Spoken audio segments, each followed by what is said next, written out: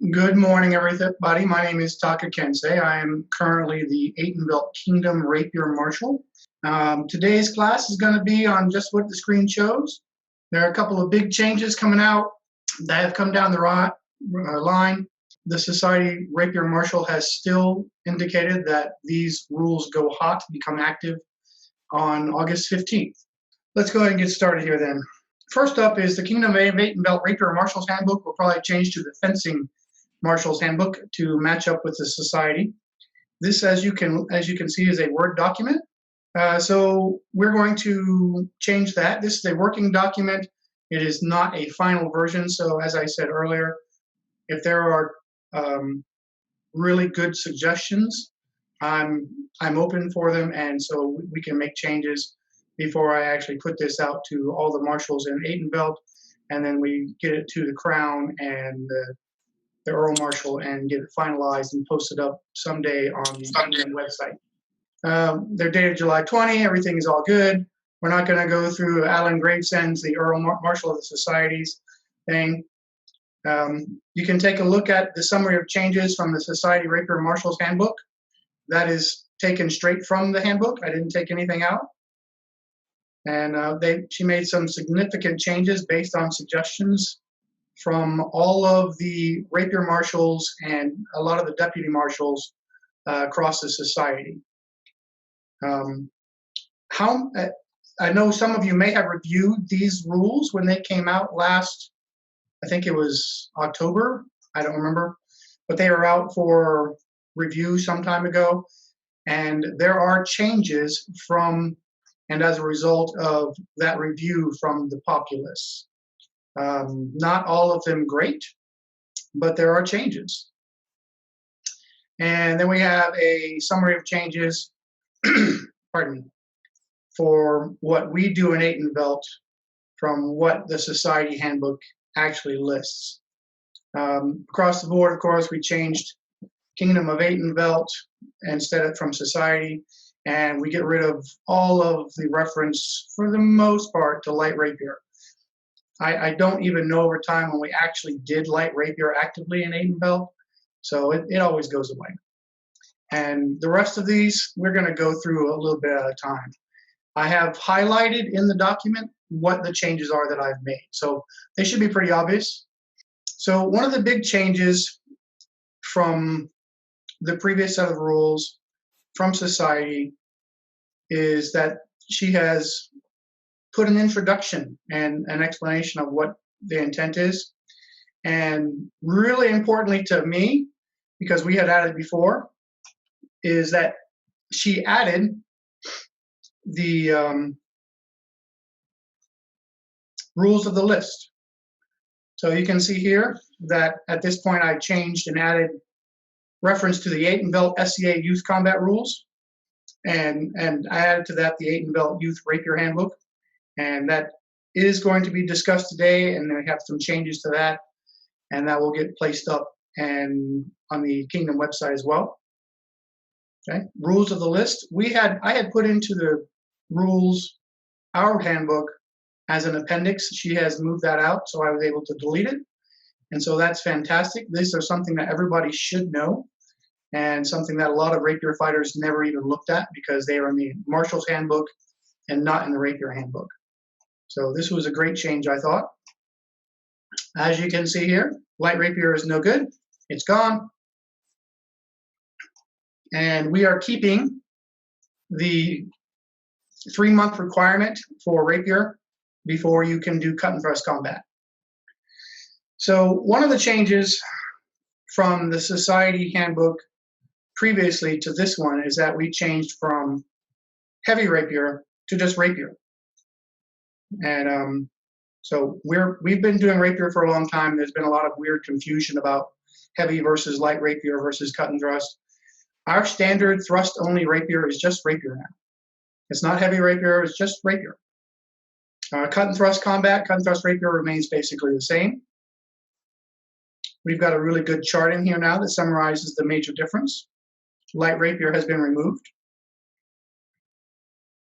So there's really no changes to what's allowed or other weapons or anything like that. It's just been listed out more cleanly and neatly. So, like I said, some of the changes are good. Some of the changes are a little happy to glad. But this will make it a lot easier for new people to come in and take a look at what we're doing.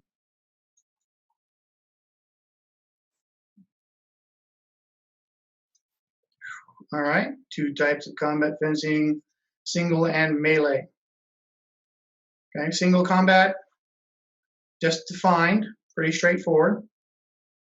We have a definition here of the society standards for death from behind. It's pretty much standard in line with what we've been doing anyway. So nothing important, no changes going on there. A lot of it is just spelled out about conventions that we've been practicing anyway for years. Okay. And then we go down here and they describe the different standards of weapons in SCA fencing. This is kind of a change. Having some discussions with other marshals and folks and other people, I was concerned that this would require us to change our method of authorizing. We still authorize for Rapier with all 5 weapon styles.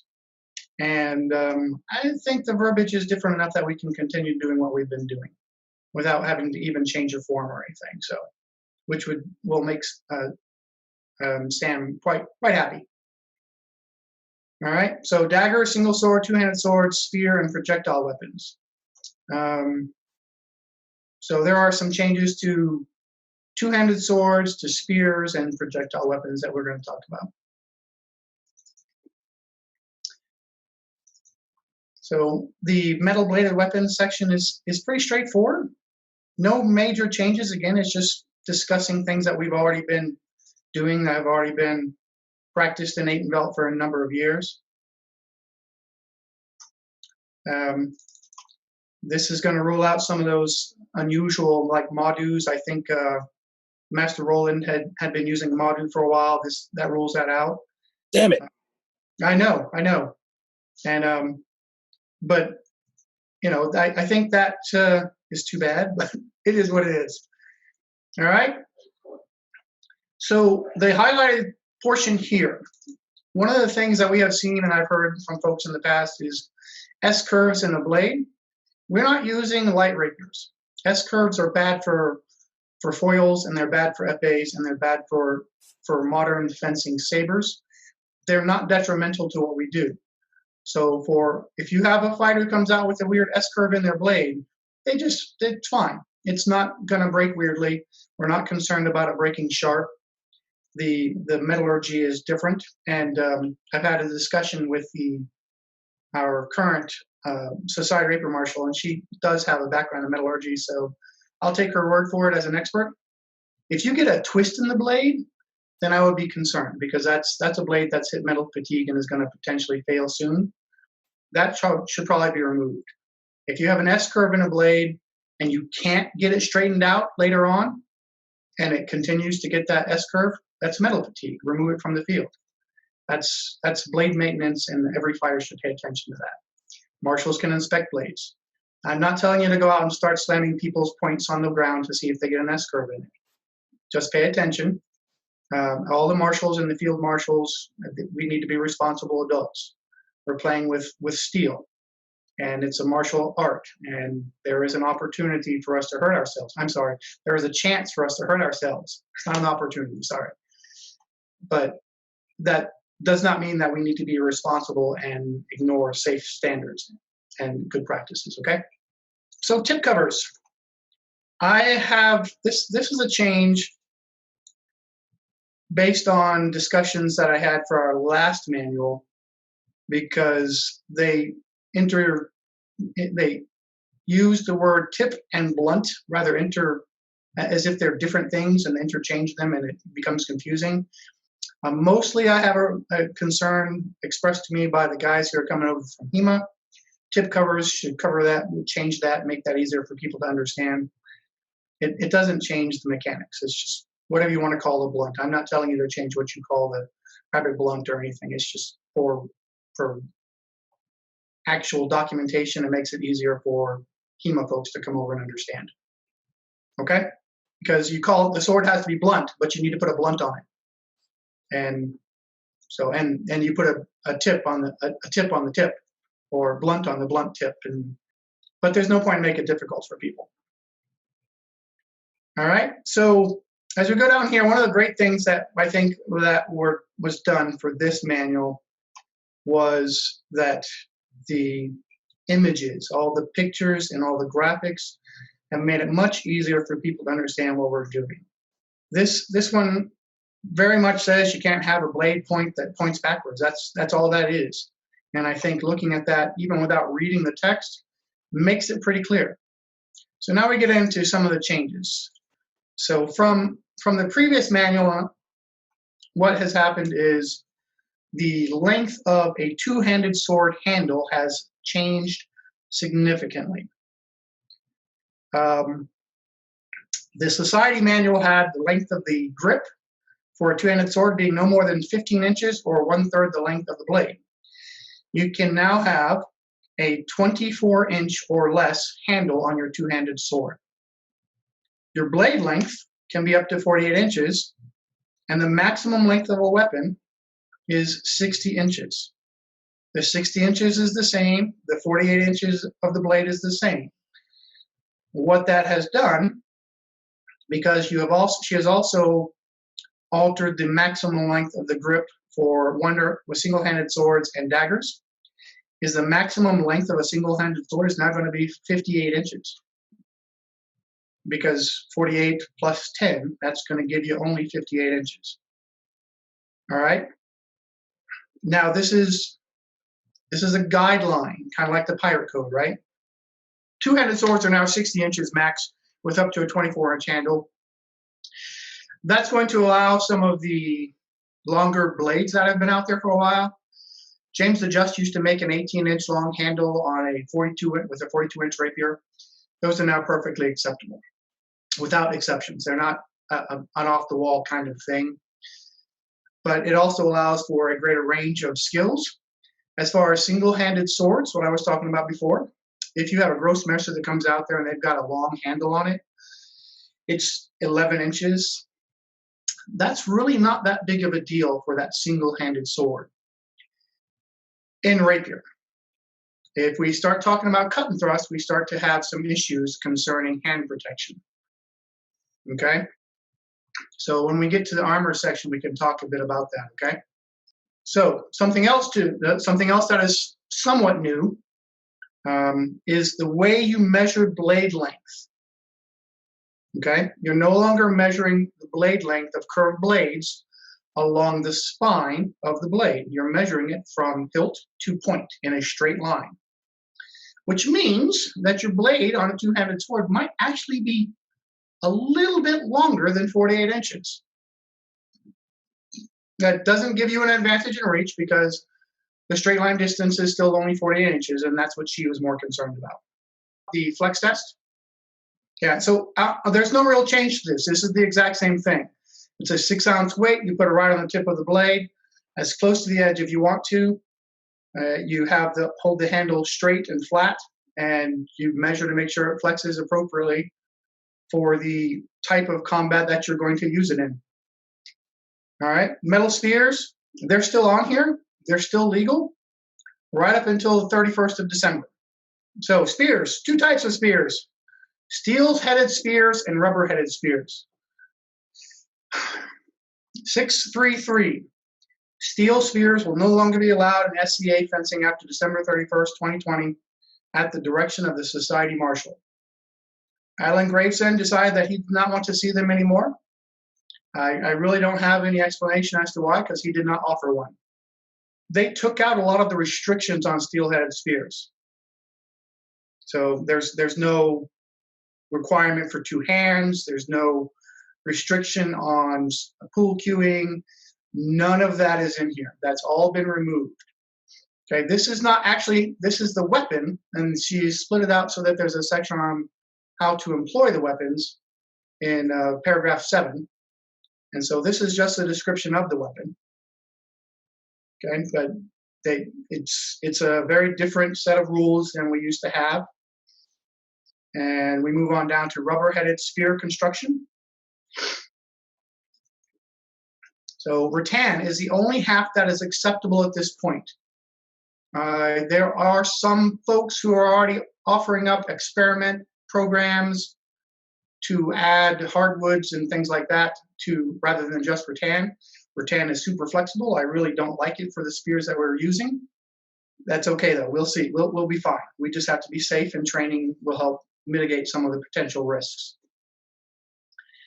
You cannot make your own spearhead. No hard suit spears coming over that are just a bunch of foam. They have to be purchased from a commercial vendor. They have to flex. You have to be able to hold them in your hand and easily flex it to 90 degrees, and then it has to flip back up within 3 seconds to its original shape. All right? So the cold steel ones, after you use them for a while, they won't do that anymore. You'll need to replace it, if you can even find those anymore. They are literally out of stock in a lot of places. The halves are 1 1/8 inch rattan, which is great because if you can find 1 1/8 inch rattan, that means you're not fighting with your hard suit brothers to get rattan. So we'll see if that becomes an issue. I know I talked to a couple of the vendors at Australia this year, and they were pretty excited they could bring some of their thinner rattan that they can't use for hard suit and potentially sell it to rapier fighters now.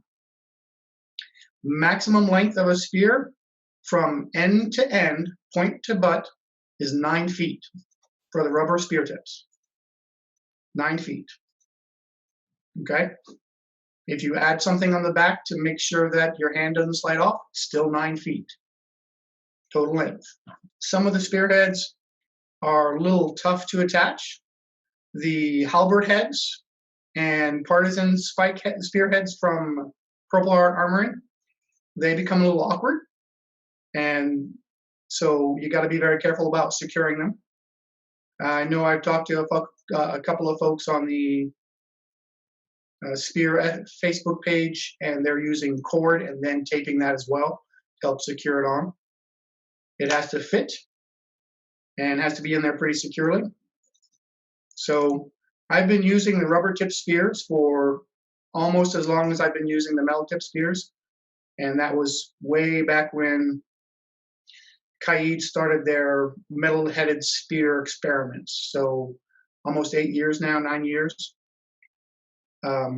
And with my experiments deputy Domingo, we're talking about the haft has to be fully seated inside the rubber spear tip.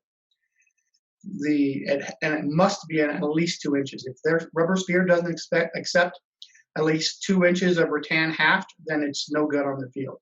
It's not going to be able to be secured, and we're not going to accept it.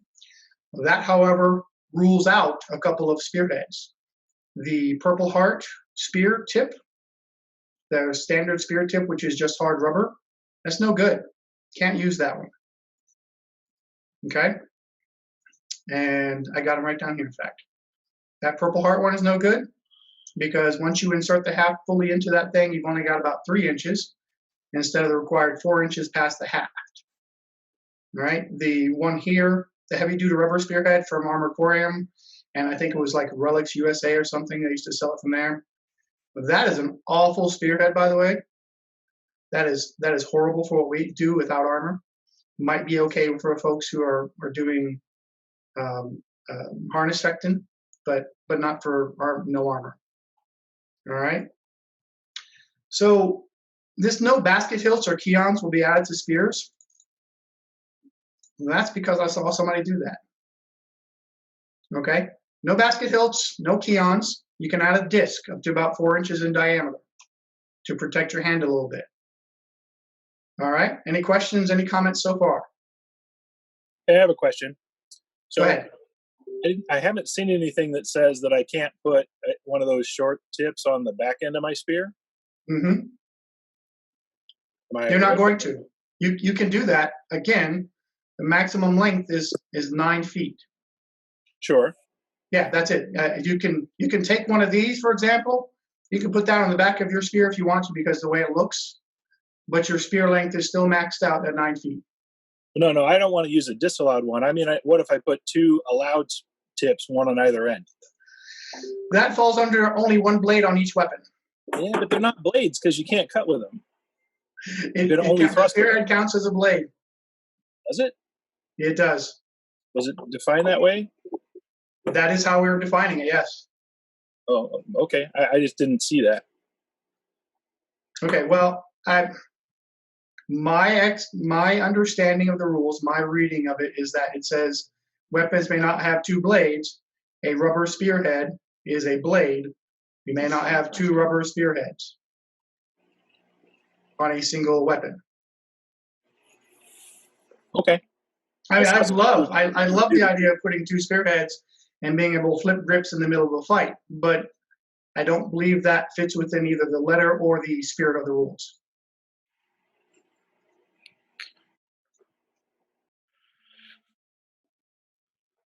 So do you think I should add that?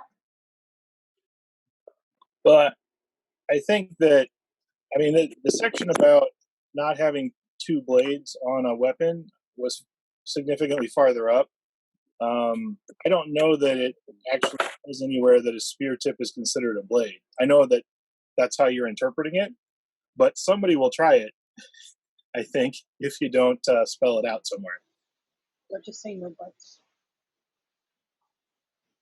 Yeah, maybe just a statement about no operable butt spikes. We can still use the rubber caps at the end as a hand stop for the sliding action, but just by having a statement of no active butt spikes, I think should cover it. Okay, so I will add in a section here that says no active butt spikes or something to that effect, okay? I totally understand. That's why this is a discussion. If you think people are going to see it that way, then we'll make sure we rule it out of the box. So, okay. Projectile weapons. We've been doing something in Atenveldt using the LARP arrow style rubber spearheads and things like that. So section 646 actually says basically that's a no-go. I have sent out a couple of questions and requests to the Society Rapier Marshal and trying to get her to look at what we have done and our rule set to see if I can have that included or if we need to run another experiment because we already did this once.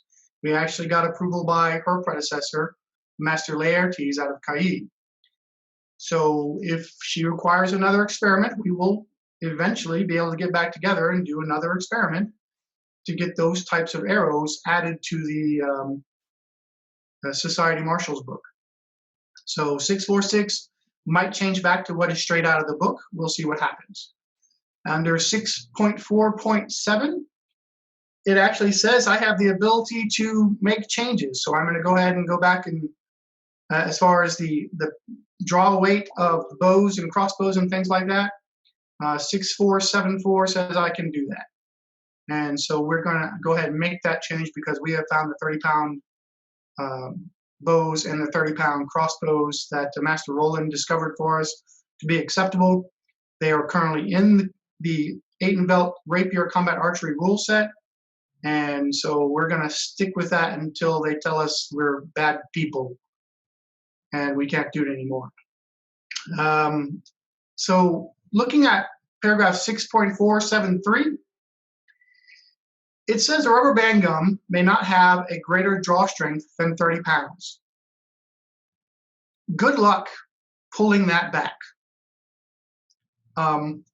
I didn't change that because I had real problems pulling back a 25-pound draw weight rubber band on a pistol.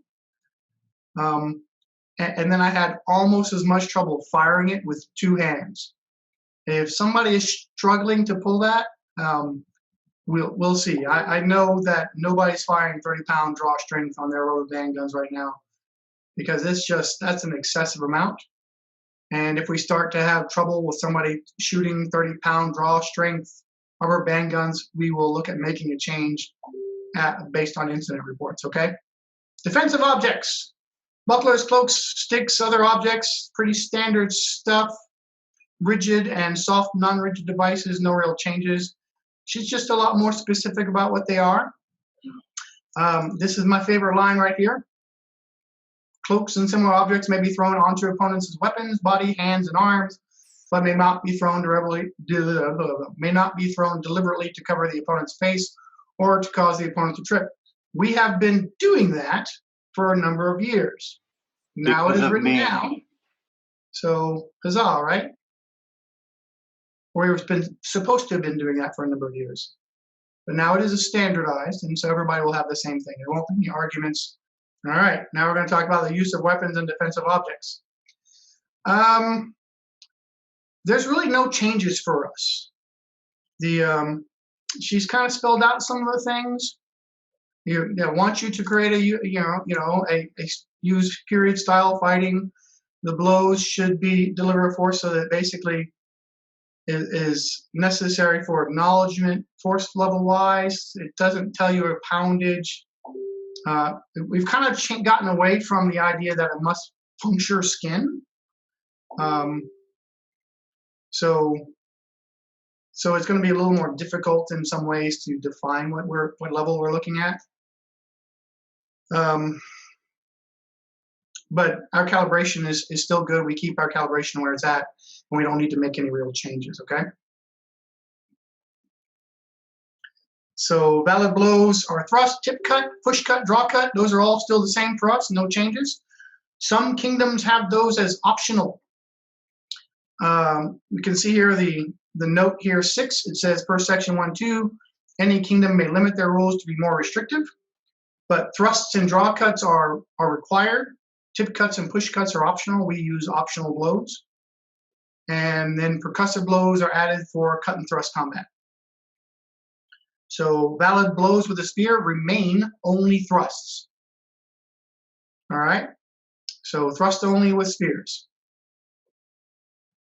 That is a change, at least in C&T, right? Because technically the C&T rules used to allow cuts.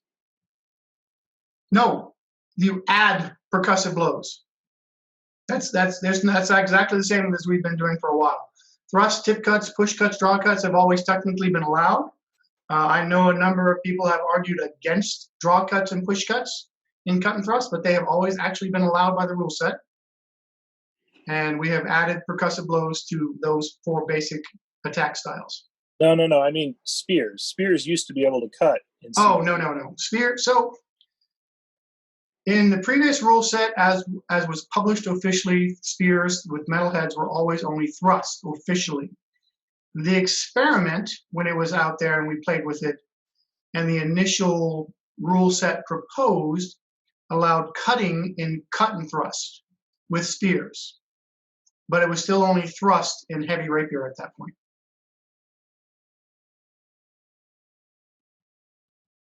So the initial rule set that came out versus what was actually published as official, there was differences between them, and there were a lot of differences, like 2 points of contact and sliding hands and things like that used to be allowed and that were initially intended to be allowed that were taken out.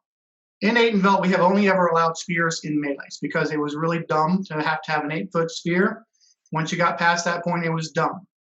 It was a waste of time. We're going to go and add spears back in to single tournament style combat. Spears can only be 60 inches or less for tournament combat. It's very obvious why, right? Because our maximum length of a sword is 60 inches.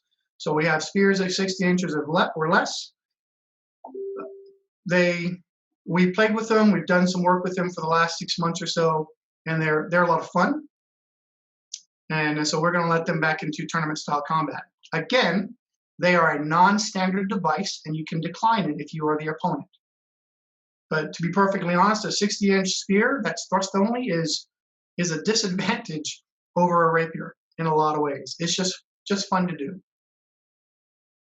All right, so start hopefully seeing some short spears in single combat. All right.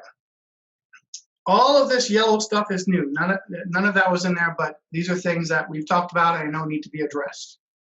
When we had metal spears, it wasn't a big deal. If you grabbed a metal spear blade and you twisted it, you let go. It was a natural reaction because it was a metal blade. You're not going to get that same feedback with a rubber tip spear. You're going to have people who grab the haft of the weapon, which is a smart thing to do. But we really need to make sure that we avoid wrestling over spears. And so if you have somebody who pulls and you pull, if you grab a spear and somebody pulls it, you need to let go. It's not a blade. You don't lose your hand. If you grab the blade of a spear and they attempt to twist, it might well actually come off the spearhead because it's a rubber spear tip that is secured with tape. So that is something to be cautious about. But the same thing, if you are using a spear and somebody grabs it, they should release it when you apply pressure against their grip.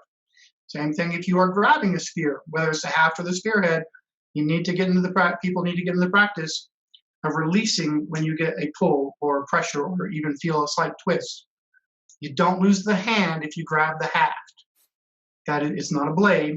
If you grab the spearhead, then it's probably polite to take a hand shot. We also have the option to make our spears much shorter.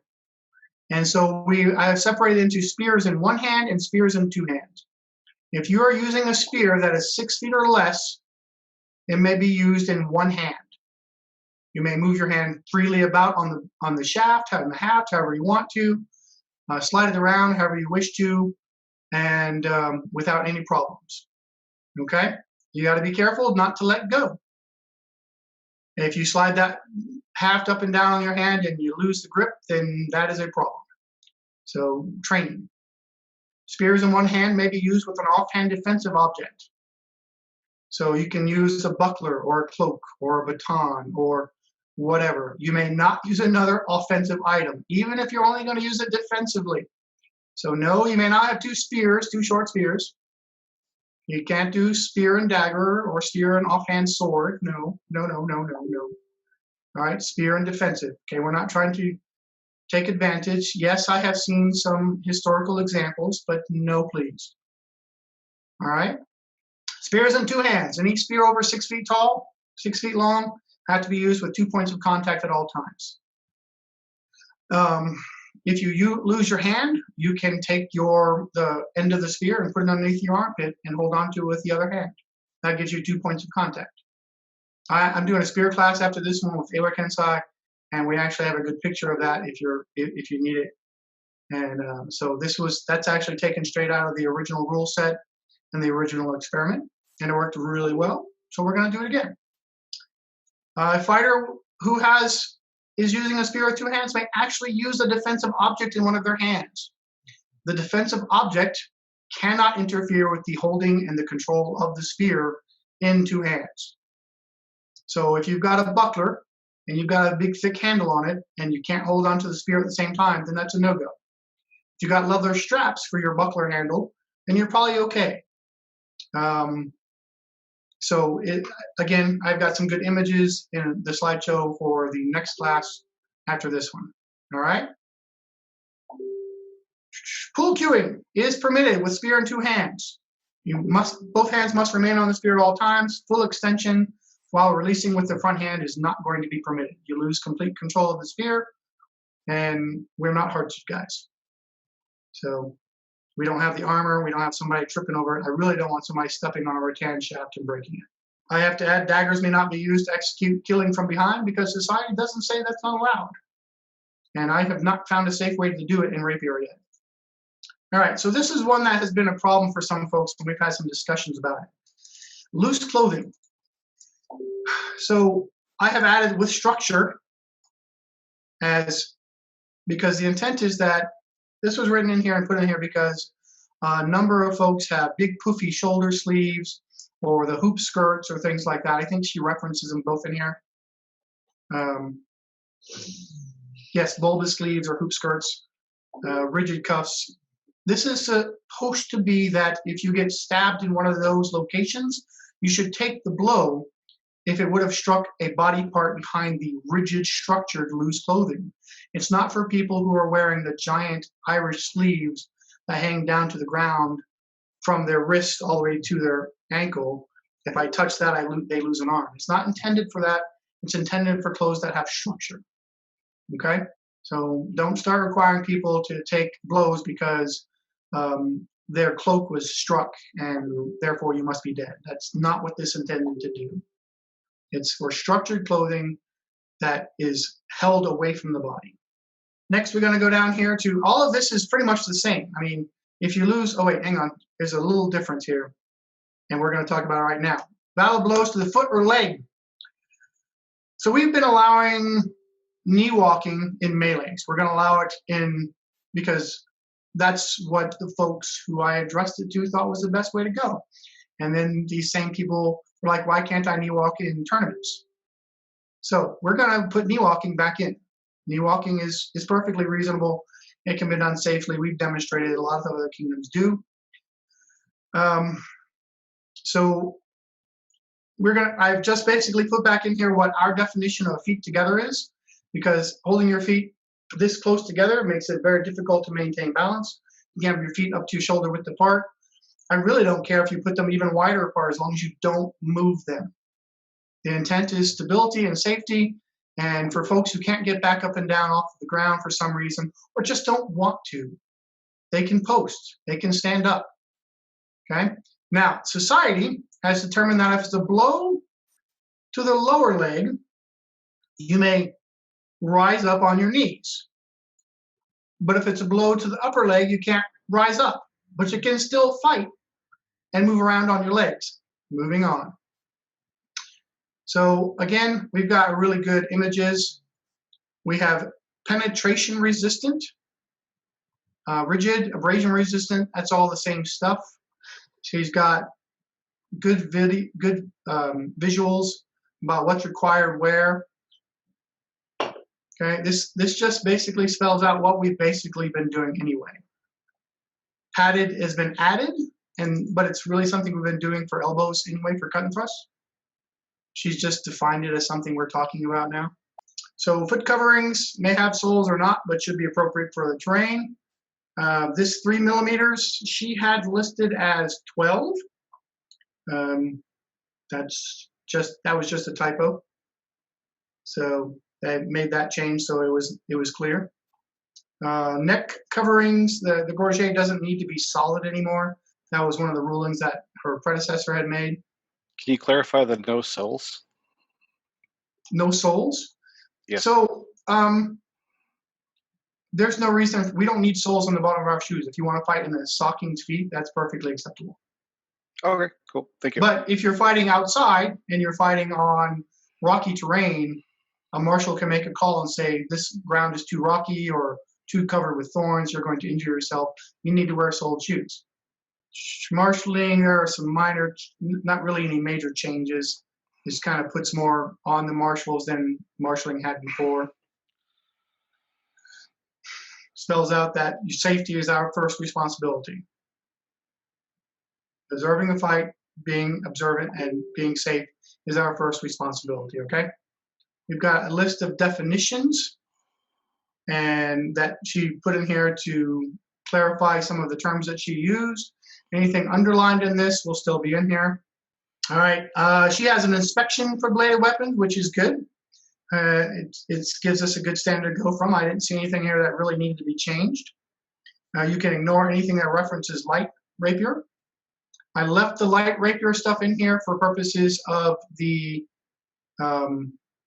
youth rapier combat.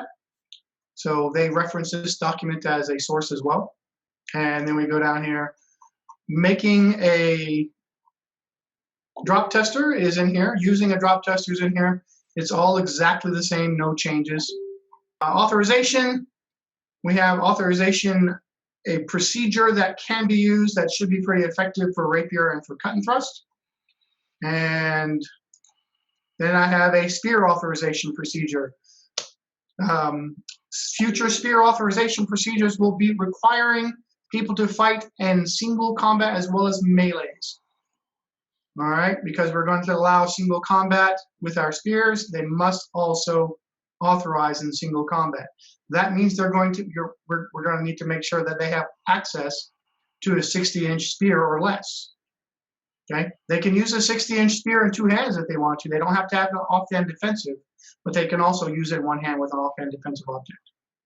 All right, the form reflects that as well. So 3 single bouts and 3 melees of at least 10 fighters. So that's total 10 fighters, including the spear person. whoever's trying to authorize. All right. And then she has some procedures for experimental programs.